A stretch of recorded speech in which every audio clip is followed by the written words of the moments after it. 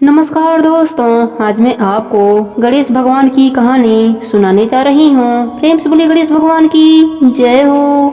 बहुत पुरानी बात है। एक गांव में एक मालिन रहती थी। उसके पति का स्वर्गवास हो चुका था। उसका एक 4 साल का पुत्र था। उसकी सास कठोर हृदय की स्त्री थी।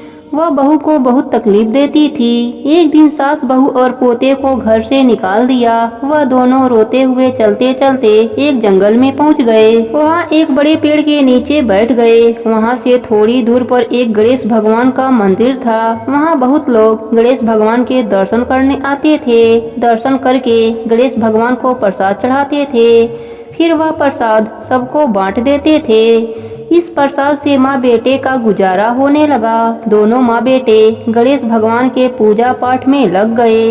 एक दिन उन्होंने सोचा क्यों ना हम भी जंगल से फूल लाकर बेचें। वह रोज जंगल से फूल लाकर उसकी माला बनाकर बेचने लगे। साथ में पूजा की सामग्री और प्रसाद भी बेचने लगे। इससे उनको आमदनी होने लगी। गणेश भगवान की कृपा से आमदनी बढ़ने लगी। जल्दी ही उन्होंने एक मकान और एक दुकान बना लिया। एक दिन उसी नगर की राजा की बेटी मंदिर में पूजा करने आई। मालिन के बेटे को देखकर राजकुमारी उस पर मोहित हो गई और उससे विवाह करने की सोचने लगी। उसने अपने भाभी से अपने मन की बात कही। भाभी अनुभवी थी। उसने कहा, यह तो मालिन का बेटा है और तुम एक राजा की बेटी हो। यदि तुमने उससे विवाह किया तो तुम्हारी बहुत बेइज्जती होगी। पर राजकुमारी अपने बात पर अड़ी रही। उसने कहा, मैं तो प्रतिज्ञा कर लिया है कि उसी से विवाह करूंगी। भाभी महल जाकर सारी बात राजा को बताया। राजा ने मना नहीं किया और विवाह के लिए तैयार हो गए। उन्होंने बड़ी धूमधाम से बेटी का विवाह मालिन के बेटे के साथ करा दिया। मालिन ने सबसे पहले बेटे बहू को गणेश भगवान के मंदिर में ले जाकर पूजा पाठ करवाया और गणेश भगवान का आशीर्वाद दिलवाया। इसके बाद पूरे नगर में यह बात फैल गई कि गणेश भगवान की पूजा करने से सब दुख दूर हो जाते हैं।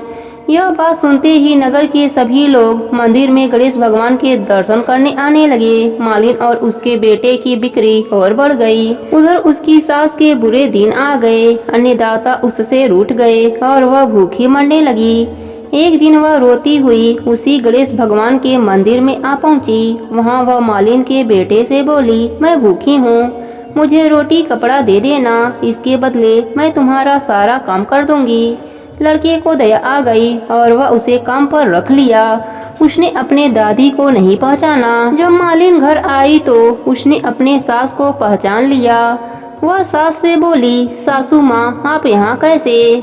सास पोते के तरफ इशारा करके बोली, मेरा इस सेठ के यहाँ नौकरी लग गई है। बहू बोली, यह आपका पोता है और यह घर भी आपका ही है, यह दुकान भी आपका ही है। आपने हमें घर से निकाला, तब गणेश भगवान ने हमारी रक्षा करी। बहू की बात सुनकर सास बोली, मेरी करनी मैंने भोग लिया। बहू बोली, सासू जी अब आप हमारे यहाँ रहो और पोते का सुख देखो। सास गणेश भगवान की महिमा देखकर गणेश भगवान का जयकारा लगाने लगी। साथ ही बहू पोते के साथ मिलकर गणेश भगवान का नित्य नियम निभाने लगी। गणेश भगवान की कृपा से मालिन के घर में अन्न धन का भंडार भर गया।